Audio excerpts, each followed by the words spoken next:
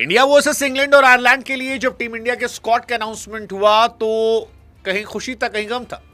सूर्य कुमार यादव के फैंस नाराज थे क्योंकि वर्ल्ड कप जिताने के बावजूद उन्हें ड्रॉप कर दिया गया। परफॉर्मेंस बनता था। श्रेयस अय्यर के फैंस बहुत खुश हैं क्योंकि आउट ऑफ नोवेयर वो टीम का हिस्सा नहीं थे और सडनली वो आकर टीम इंडिया कैप्टन बन गए। तिलक वर्मा वाइस कैप्टन बन गए और ये बड़ी कहानी है। अभिषेक वर्मा बने हुए हैं। Vaibhav Suryavanshi youngest ever player बन गए हैं जिन्हें T20 स्क्वाड में दुनिया के किसी भी फॉर्मेट में मौका दिया गया है। वैभव आए हैं, 2 सीरीज है, आई एम श्योर खेलने का मौका भी मिलेगा, तो वैभव शायद यंगेस्ट इंडियन प्लेयर बन जाएंगे जो खेलेंगे। उसके बाद विकेट कीपर में संजू सैमसन, ईशान किशन को रखा गया है। बहुत मारामारी होने वाली है। अगर वैभव खिलाओगे तो किसे खिलाओगे? वैभव खिलाओगे तो टीम बेहतर होगी, ये पता है, लेकिन किसको हटाओगे मेरी समझ से परे है। ऑलराउंडर्स की भरमार है। आपके पास नीतीश कुमार रेड्डी हैं, यू हैव अक्षर पटेल, यू हैव वॉशिंगटन सुंदर, यू हैव शिवम दुबे। इनमें से ऑलमोस्ट सारे प्लेयर अच्छे हैं। गेंदबाजी इस पूरे कॉलम में सबसे कमजोर मुझे नजर आई क्योंकि रवि बिश्नोई है जिन्हें अपनी आईपीएल टीम में खिलाया नहीं गया। सिराज की T20 में वापसी हुई है। देयर इज हर्षित राणा जिन्हें कमबैक हो रहा है। Arshdeep Singh, Varun Chakravarthy and Prince Yadav. भुवनेश्वर कुमार जिनको लेकर हम लोग आस लगाए बैठे थे उनको जगह नहीं दी गई है। एक बार फिर वाइस कैप्टन जो है चेंज किया गया।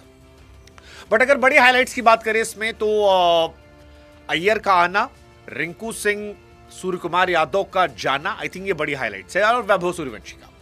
अब इस टीम को आप 10 में से कितने अंक दोगे? आई थिंक अगर बॉलिंग से मैं 0.5 काट दूं तो 9.5 तो है क्योंकि आप सबको खिला नहीं सकते। 9.5 I will give this team. अच्छी टीम है। थोड़ा सा बॉलिंग में मुझे लग रहा है कि क्या होगा, तेज गेंदबाजी खासतौर पर क्योंकि सिराज, अर्शदीप, प्रिंस यादव यहां पर हैं।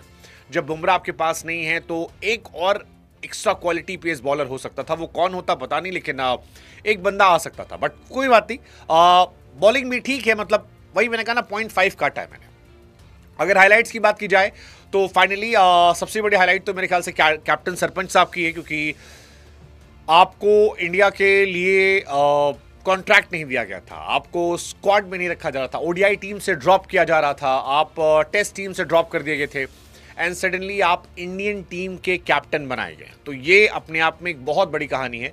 और श्रेयस अय्यर का आना और आकर सीधे इंडियन टीम का कैप्टन बन जाना, ये बहुत बहुत बहुत बड़ी खबर है। मतलब ये बहुत बड़ी खबर है।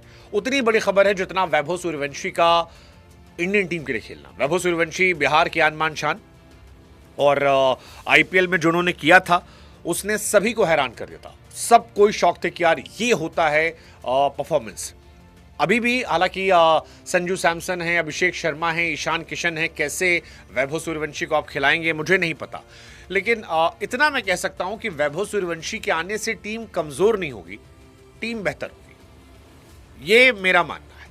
अब एक ऑप्शन ये हो सकता है कि आप अभिषेक शर्मा और वैभव सूर्यवंशी को ओपन करा दो, 3 पे संजू को भेज दो, 4 पे ईशान को भेज दो, 5 पे आप भेज दो श्रेयस अय्यर को। उसके बाद फिर आप ऑलराउंडर्स पे चले जाओ। लेकिन फिर तिलक वर्मा वाइस कैप्टन, 6 पे तिलक वर्मा आ जाएंगे, 7-8 ऑलराउंडर ले लो आप, नीतीश कुमार रेड्डी, शिवम दुबे, या एक फास्ट स्पिन ऑलराउंडर, एक फास्ट बॉलिंग ऑलराउंडर। तो ये थोड़ी कहानी हो सकती है। बट वो सरदर टीम का है, कितने ओपनर खिलाते हैं। बट फिलहाल टीम सॉलिड चुनी गई है।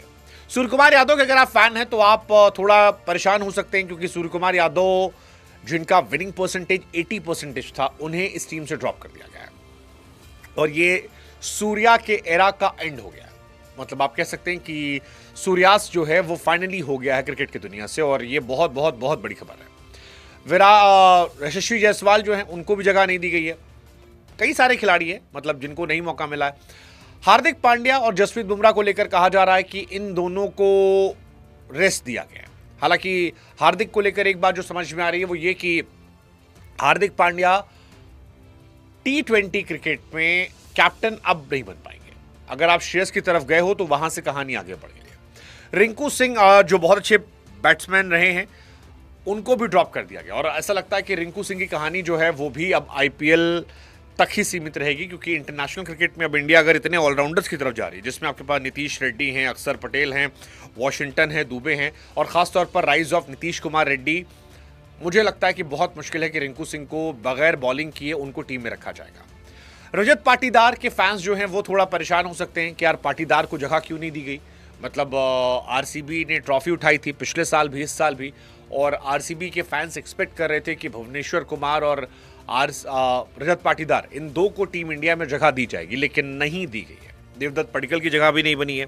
चलो पडिक्कल का समझ में आता है कि ऑलरेडी इतने सारे प्लेयर थे, आप किसको हटाओगे किसको लाओगे, बट ये बड़ी खबर है, बड़ी खबर है। मतलब हालांकि अच्छी बात भी है कि इंडियन टीम इतना आगे फॉरवर्ड देख रही है कि उन्होंने जीते हुए कैप्टन को ड्रॉप कर दिया। बहुत बड़ी बात है, जिगरा होना चाहिए, क्योंकि आमतौर पर ऐसा होता नहीं है। Surya Kumar Yadav Indian team captain थे, लेकिन सही फैसला है, क्योंकि सूर्य कुमार यादव की जो फॉर्म थी, और अगर आप 2028 में उनको नहीं देख रहे हैं तो फिर उनके साथ जानने का कोई लॉजिक मुझे नहीं दिख रहा था। और ये एक बड़ा फैसला है जो कईयों को नहीं पसंद आएगा, पर कईयों को पसंद आएगा। भुवनेश्वर कुमार को लेकर भी शायद यही थॉट रहा होगा कि इस साल अच्छे हैं, बट हम उनको 28 में नहीं देख रहे हैं।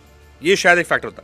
हालांकि मेरा मानना था भुवनेश्वर की जगह बनती थी अगर अर्शदीप और भुवनेश्वर आते, बट उन्होंने हर्षित राणा पे भरोसा जताया, प्रिंस यादव भरोसा जताया, सिराज ने बहुत जबरदस्त गेंदबाजी की थी तो उनकी वापसी हुई। तो आई थिंक ये 3-4 फैक्टर्स हैं जिस वजह से शायद भुवनेश्वर को जगह नहीं दी गई। पाटीदार, उनको लेकर पहले भी खबर आई थी कि शायद टेस्ट टीम में जगह दे दी जाए, T20 में उनके लिए जगह नहीं बन रही, क्योंकि T20 में एक्चुअली जगह है भी नहीं। आप वैभव सूर्यवंशी खिलाओगे तो आप किसी को तो बाहर बिठाओगे, और वो बाहर बिठाने के लिए आपके पास प्लेयर होने चाहिए। आप ऑलरेडी देखिए, आप अक्षर पटेल अगर खिलाते हो तो वॉशिंगटन बाहर बैठेंगे, और दुबे खिलाते हो तो रेड्डी बाहर बैठेंगे, रेड्डी खिलाते हो दुबे बाहर बैठेंगे। अब ये इतना कॉम्प्लिकेटेड है कि आप खिलाओ किससे। मुझे लगता है नीतीश कुमार रेड्डी आए हैं, शायद उन्हें खिलाया जाएगा, तो ये अपने आप में सॉलिड हो जाएगा कि नीतीश कुमार रेड्डी आए हैं तो फिर शायद दुबे भी बाहर बैठे।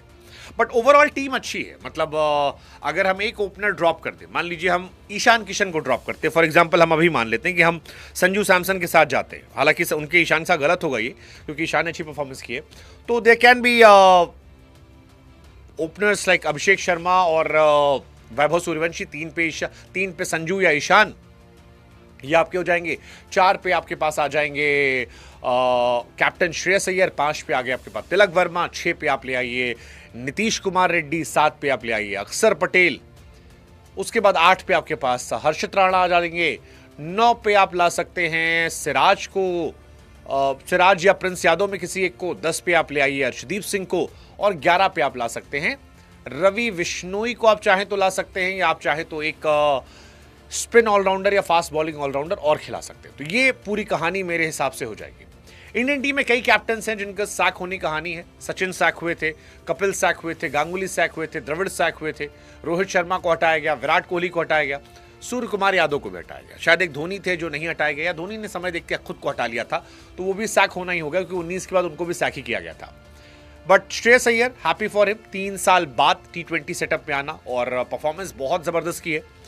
उनका लास्ट T20 अपीयरेंस जो था दिसंबर में आया था, और उसके बाद वो अब यहां पर पहुंचे। BCCI कॉन्ट्रैक्ट से ड्रॉप हुए थे, इंडियन टीम से ड्रॉप हुए थे, रणजी जीता, ईरानी कप जीता, IPL जीता, सैयद मुश्ताक अली जीता, फिर IPL डोमेस्टिक परफॉर्म किया, 2025 में परफॉर्म किया, इस साल भी अच्छा कर रहे थे, चैंपियंस ट्रॉफी भी गए, वाइस कैप्टन ODI टीम में है।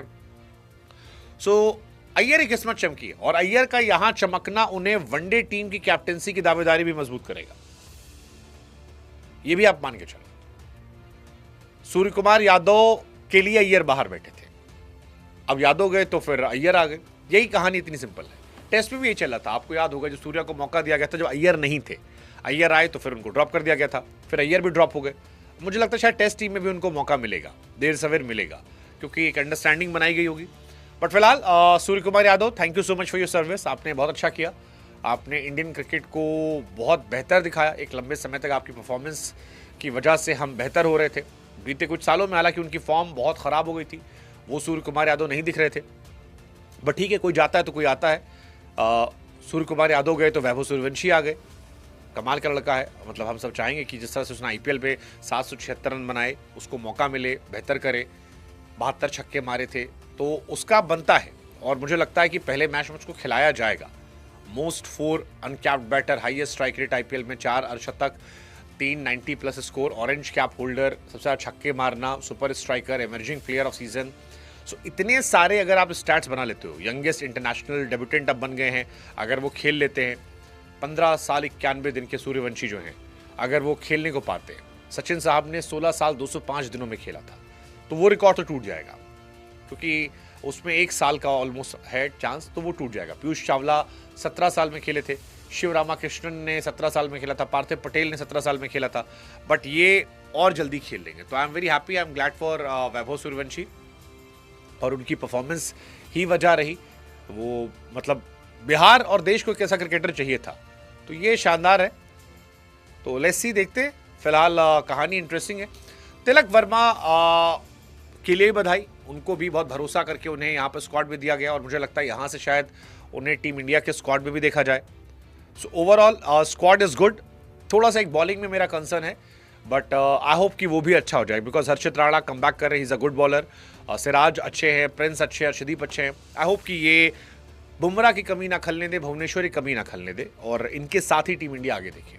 सो best wishes team India, hope to have कि दोनों सीरीज हमारे पास आए, and I am excited to watch Vaibhav Suryavanshi. आप इस टीम को 10 में से कितने अंक दे रहे हो? कमेंट सेक्शन आपका इंतजार कर रहा है।